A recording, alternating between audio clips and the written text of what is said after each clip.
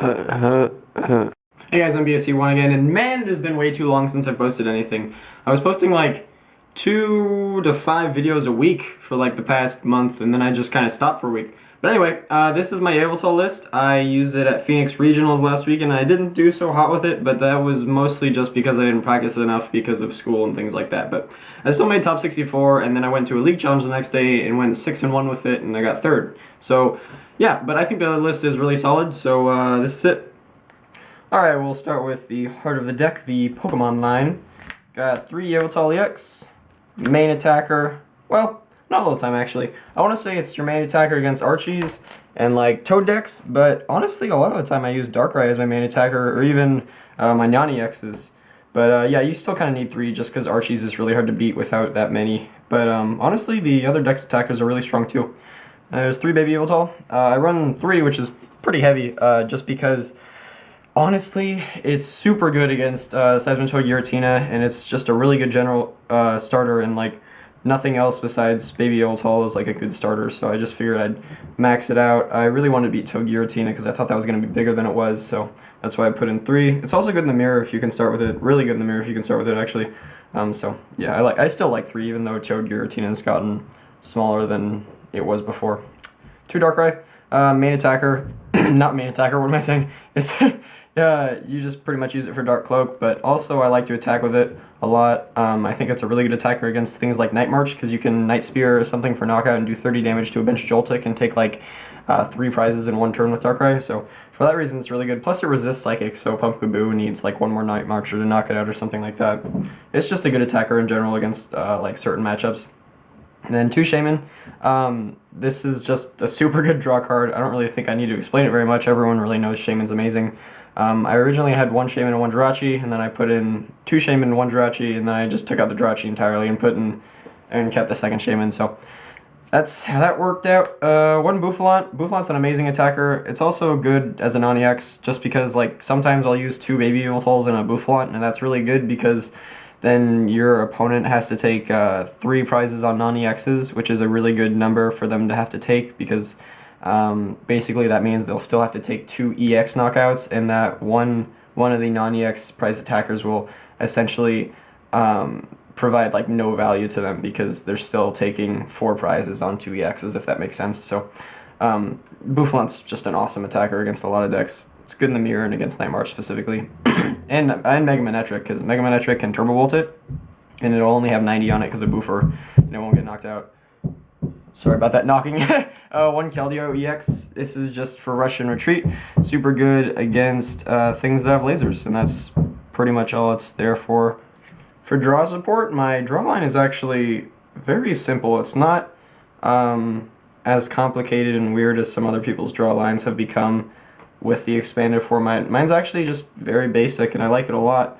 I know a lot of people cut the 3rd N, but I decided to keep it in, or decided to cut the 4th N, but I decided to keep it in. I like it a lot. And I was testing 3 and even 2 at one point, but I think 4 is awesome actually. I like it a lot. And then I have 1 Hex, 1 Chorus, and then 2 Lysander. So 4 Sycamore is standard in pretty much every list. I just explained the N as I was setting these down.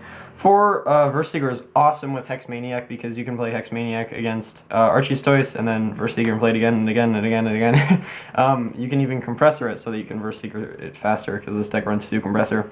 Kind of the same idea with Chorus. You can compressor the Chorus and then Verseeger it back. I don't like to do that very often though, because I like to save my Verseegers mostly for Lysander if I can, or Lysander and Hex Maniac depending on the matchup. But if I do find that I'm not going to need my Lysander very much or my Hex, then I will compressor the Chorus and Verseeger for it. But Chorus is just a good draw card in general. When you draw into it, it's just going to be awesome. It's just going to get you a lot of cards almost all the time. Yeah, so that's it for the draw. Oh, and Lysander, sorry. Lysander, I only really need 2, I think, because I have 4 Verseeger. Normally I'd run 3 Lysander and 3 Seeker, but since Toad is kind of not that strong right now, I went to 2 Lysander and 4 Verseeger, so.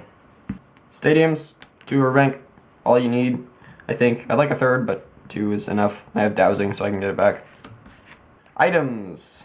Dowsing Machine, 2 Compressor, 3 Muscle Band, 4 Dark Patch, 4 Muscle Band. I just said my 4 Ultra Ball, excuse me. and 4 laser. This is just very consistent. Very consistent, very consistent, very consistent. Everything in the list has pretty much the most amount of copies you want, except you might want a 3rd compressor, but I think 2 is enough. I pretty much just wanted to have access to these cards whenever I really needed them. I just wanted 4 of everything so that, you know, I don't have to worry about whiffing it off a Juniper or something like that, or running out of the resource. Yeah, I don't know if you guys can hear that drilling in the background. I'm very sorry about that, but my house is getting worked on at the moment. But anyway, yeah, I don't really feel like I need to explain this too much. These are all just great counts, and Dowsing Machine is just a super powerful card just for getting back trainers. Like the Verbank or even a 5th laser or a 5th dark patch is just really helpful. And although it can hurt early game, I think it's worth it. And then the energy line is very simple and straightforward. This whole deck is very simple and straightforward, honestly. The only weird thing I have is the Bouffalant. But I like it a lot. It works well for me. It's very skill-based. So 8 dark and 4 double colorless. 8 is pretty much the standard count for darkness energy. I had 7, it didn't work out too well for me, so I went back up to 8. And 4 double colorless is pretty much standard in every Yveltal list. So that's it.